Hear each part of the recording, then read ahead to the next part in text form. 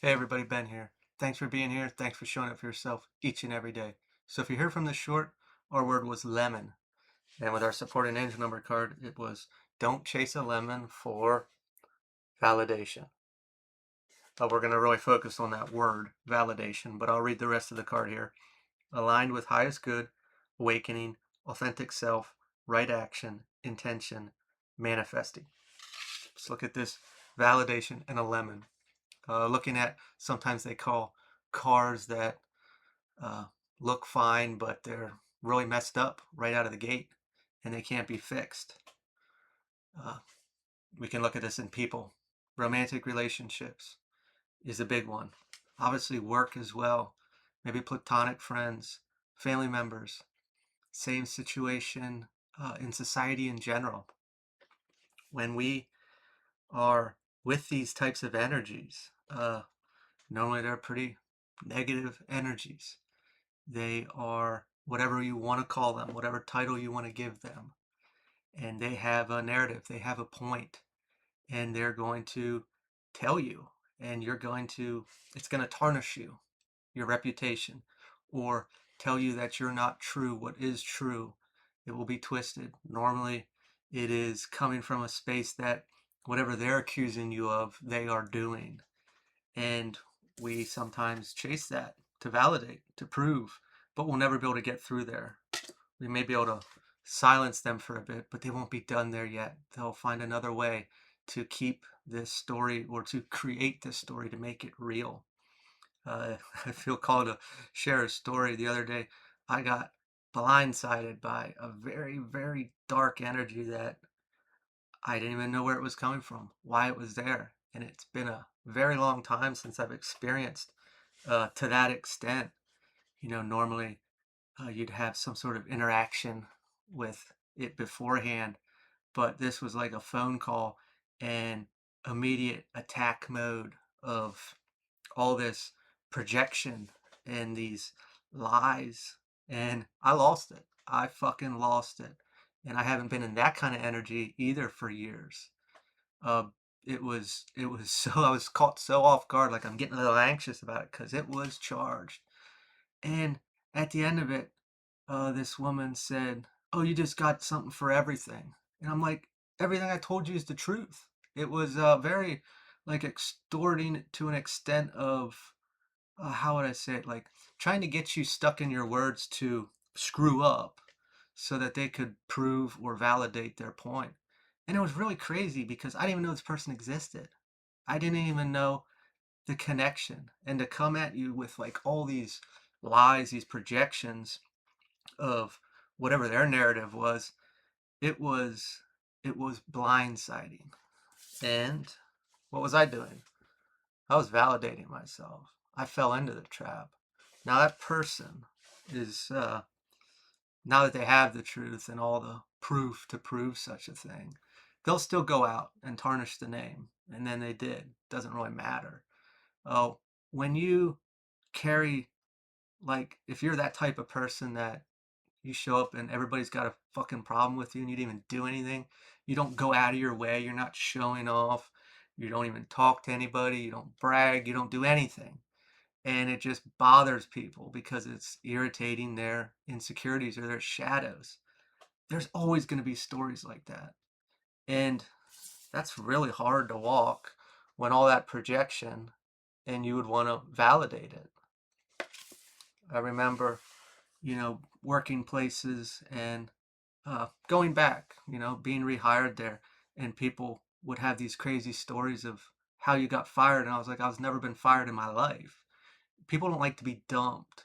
They don't like that story, whether in a romantic relationship or a work environment. I was in an interview once and uh, I made a comment about, how, you guys, quick turnover, you can't keep employees in that field. And the hiring people got all excited, like, yeah, yeah, we really got to work on that. And I said, well, at what point do you guys ever look at yourselves and say, I wonder if we're the problem? And it's not that we're hiring bad people, but we're the problem. Well, I didn't get that job. Uh, granted, that kind of conversating will get you in trouble. But if we attract lemons and we're looking at this validation aspect. If we attract them and we're constantly chasing validation, we'll be stuck in that trap. We'll fall for it. We need that to, well, validate ourselves in a way, because they're painting ugly stories of us, or they're saying things that aren't true, and that's your reputation. Uh, if we chase that, uh, I mean, I wish it wasn't that way, but it is. You're dealing with fucking monsters out there. They're really energetically uh, pretty dark, pretty nasty types out there. And they don't like the way that you present yourself, whether you're doing it or not. You know, that it's just you being there. So, how do you become okay with that? How do you become okay with not validating yourself, not needing to, not chasing this, just knowing that, hey, I'm going to walk in here and I'm not even going to do anything. I'm not going to talk to anybody. And probably more than half of the people here are going to have a fucking problem with you. You know, how do we be okay with that? That is a big thing to heal. That is probably related to something that needs to be healed, because you would have experienced it all your life. You would have had to placate. You would have had to dim yourself. You would have had to, uh, like, your half-ass is someone's best just to not create trouble. Uh, that is a big thing to walk with. And it's not like you asked for it. It's just there energetically. Maybe you want it. I don't think anybody wants that. The tower, disruption. It is what takes place. Like I said, it doesn't matter where you are. It's going to happen. And you got to be okay with that. That, on a personal note, you know, I stopped walking in everywhere like with a sword, because I wanted to give everyone the benefit of the doubt. Stop jumping to my conclusions, which was really my intuition saying, yeah, this one's got a problem. Well, I'll let them prove themselves. And normally they would. But this is going to cause disruption, like having to walk everywhere and know that people don't like you. People have a fucking problem with you, and you're not even doing anything. Uh, how are you okay with that? How can you be okay with that? And understand it more on a bigger picture, I think, is the real message here. That's easier to put the puzzle pieces together. Ace of Swords reversed. Clouded judgment. This is taking it personal. This is viewing yourself as a problem's coming through, but not necessarily a problem. Just like, why? More on like the accepted aspect. Like, why does everyone have to hate me? And I'm not saying everyone, but these folks that have this energy in them, they're demons.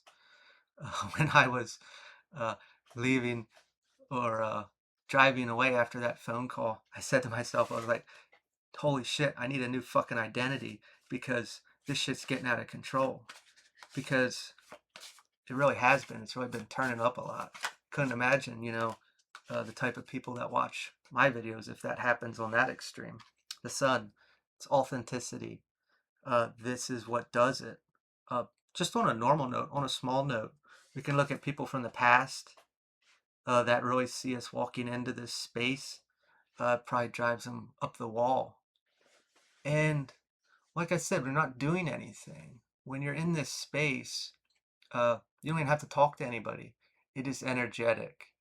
And I just really want to go back to, I mean, that's something to celebrate. And I was about ready to say, going back to the idea of uh, being okay with it. And that's tough. It's, this is like a great place to be. And people are really jealous of it. And other people want to get there too. And everybody should get there. I think it's where we all belong. We won't, because we try to continuously fit in or be on the bandwagon or whatever. But this is something to celebrate. And on the other side of the coin, that's the what's the word? That's the give and the take, if we will. You know, being in this space and really pulling in everything that comes with this. You also have that downfall. It's maybe something you could relate to as fame on like on a grander scale as like an athlete or a movie star. Uh, yeah, you're in the spotlight, but how many people in the background are talking bad about you? I'm sure the same thing on YouTube. Larger people, you get attacked a lot because people are jealous and in their shit. Now that's more energetic, and we would feel it that way. But in person is a bit more connected and charged. To not take it personally, going into this validation, we also went into authentic self and uh, aligned with highest good. But for some reason, I thought on there it was going to touch on uh, what was it? I lost it. That's okay. The Six of Wands, victorious. This is what happens when you come into here. When you just accept. I feel like this is touching on me here a bit because I don't want to be that bad person, you know? But indirectly, it's seen that way in the surface, and who knows how many months or years or weeks it would take for someone to finally put the puzzle pieces together. But uh, we're not here to talk about them. We're here to talk about you. And moving towards this space of uh, it's coming through. Yeah, you're heavily celebrated in the spiritual realms. All right, got Six of Swords reversed. Hesitation. That's where I was going to fully step into this. I'm pretty sure I said something along those lines earlier. To fully accept that, to walk with that. How often do we remember that? Uh, as I said before, you know, walking into places with a sword. Uh, I don't think that's really healthy, you know, to do that, to always expect to be on edge and when something going to come. And that's almost leading with, I don't want to say fear, but it could be that you're in danger or someone's always out to attack you or stir up your peace.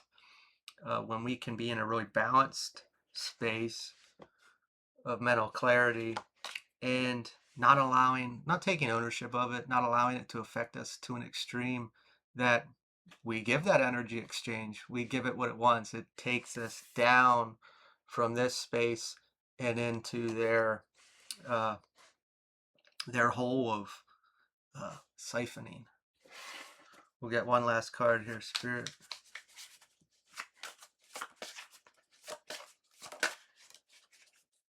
Seven of Cups. Dreams and desires. We can look at this as illusions of our own mind, and going back to that sword idea of uh, everybody's out to get me, and you don't want to lead with that, but at the same token, uh, the really good ones will show up in a false light, like a lemon, a real pretty car or truck. It looks perfect. Open the door, everything's clean, it looks great, and underneath the hood or the tire's about ready to fall off, and you're going with it because we fell into that trap. So it really comes with our discernment, our intuition, but not to hide away, not to be fearful of interacting with people because we think they're all bad or a negative energy, or they said something that triggered us or gave us a red flag from the past. It's our decision of how to handle that. We can look at dating as in general, and let's say somebody makes a comment or does an action that a past relationship did. That doesn't mean they're the same person. Just because they're doing this action doesn't mean it comes with the turmoil that the other person did. So it's really be open-minded. I mean, that's what I shoot for. Give them a chance. Don't write anybody off too quickly. Uh, you are clearly in a space that you can handle it. Obviously, we don't want to go into a negative situation, but don't write people off too quickly because uh, We don't know until you give them a chance. So anyway, we're going to leave this here. If this resonated, feel free to like, comment, share, subscribe, and I will talk to y'all later.